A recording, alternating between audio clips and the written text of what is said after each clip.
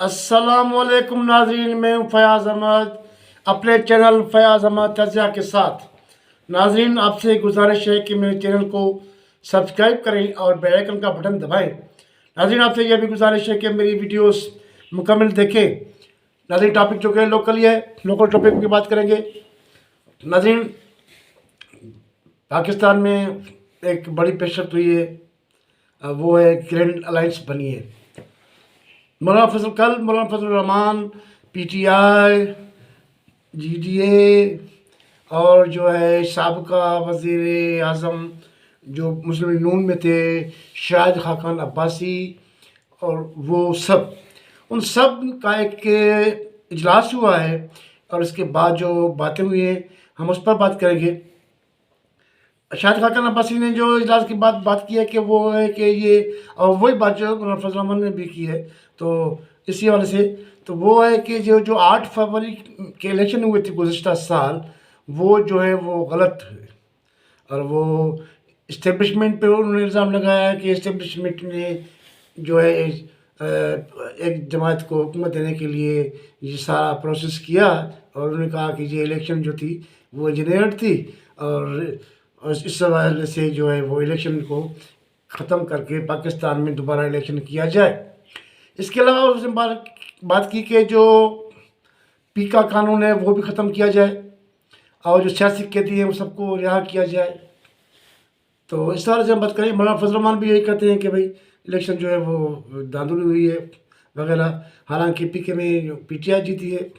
तो ओवरऑल देखें कि नाजरीन, ये जो ग्रैंड अलायंस है ये हुकूमत के लिए एक धचका तो है।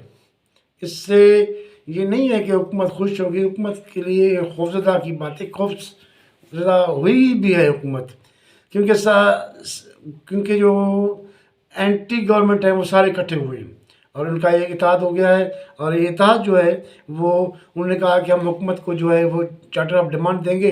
अगर हुकूमत वो डिमांड पूरी नहीं करती तो लाजमी है वो एहतियाज के तरीके इस्तेमाल करेंगे। तो अगर देखा जाए नाज़रीन, तो इसमें पीटीआई के लिए बड़ा फ़ायदा है। पीटीआई को ये फ़ायदा पहुँचा है कि पीटीआई के जो अपना ये जो उसका बयानिया था, उस बयानिया को दूसरों ने भी माना है। शाहिद खाकान अब्बासी ने मनाया, दूसरी जमातों ने भी मना है। और जो सिंध में जो पीटीआई और जीडीए का इत्तेहाद बन सकता है आइंदा के लिए, तो ये पीपल्स पार्टी के लिए भी सख्त वार्निंग है और सख्त मजम्मत होगी। पंजाब में तो वैसे पीटीआई है और केपीके में पीटीआई है, बलूचिस्तान में बाकी सरदार जिधर जाए वो हैं।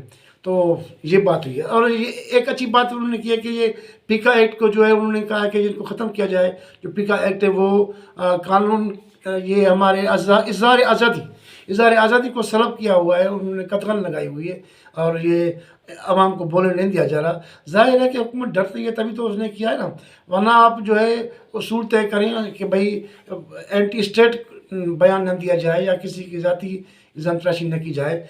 इस किस्म की जो बातें हैं तो आप उन पर पाबंदी हो, उस पर सज़ा होनी चाहिए। मगर ये तो नहीं है कि हुकूमत की पॉलिसीज़ पे कोई इतराज़ करे तो आप उसको भी गज़ट के ले जाएँ।